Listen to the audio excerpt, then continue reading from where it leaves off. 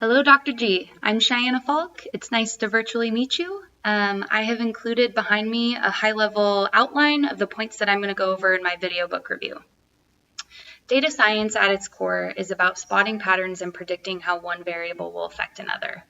Seth Steven Davidowitz in Everybody Lies is quite frankly proposing a revolution by replacing survey data with tiny samplings of search data to accurately diagnose and draw conclusions related to thoughts, behaviors, and phenomenon.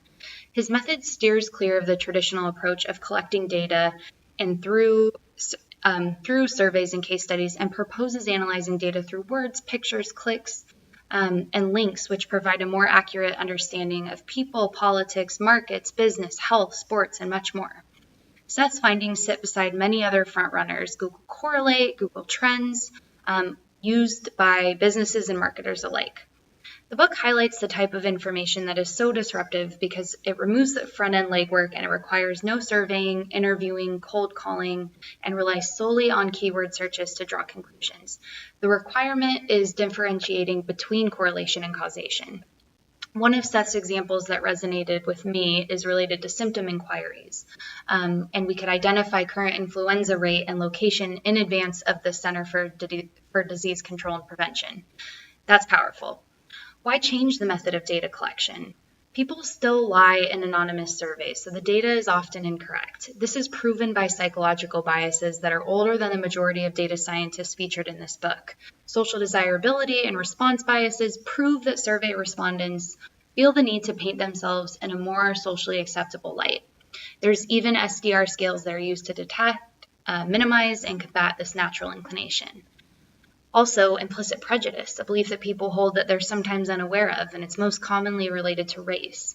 These are all real biases grounded in psychology and completely removed as variables with his method. The study can be easily conducted on a global scale in a short period of time and often without even leaving the couch. In what other fashion can we do this? The focus should be on powerful change, insights, and new stories that we can tell. Seth mentioned sabermetrics, which is a search for objective knowledge about baseball by way of statistical analysis. He uses the example of David Ortiz and his comeback career that virtually no one could predict.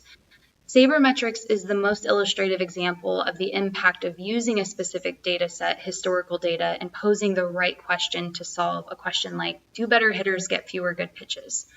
This is a scientific method and it's evidence-based, and it can also be reevaluated and overturned if more data becomes available. That is the essence, the beauty of science. A decision to look the other way because the wrong decision was asked, or because the data says something else, it's unethical, or it's against popular opinion, is simply wrong. It's important that we have qualified scientists just like anyone else in charge of making these observations and conclusions. Not everything is bright and shiny with data. There are some challenges, none of which strongly offset the pros. This point can be highlighted with Seth's example of loan servicers and determining whether or not their loans are going to be paid back based on analyzing emails and identifying key indicators. This is simply sophisticated profiling, which isn't illegal and it's not unethical. It's just a means of using patterns to determine trends. In fact, we could coin this as good business judgment. Another potential area for exploitation is casinos. However, do we really believe that this is a place to look for ethical behavior in the first place? Casinos use a metric that can tell them whether or not their customers are going to come back, whether or not their regular customers spend just enough money to come back, but losses don't discourage their return. There are ways that people can combat this, and it's called self-control. Decide how much you want to spend and then leave. Politics is probably the hardest drawback to refute. Swaying a large group of people that have no knowledge of what they're voting for can wreak havoc on the educated voters.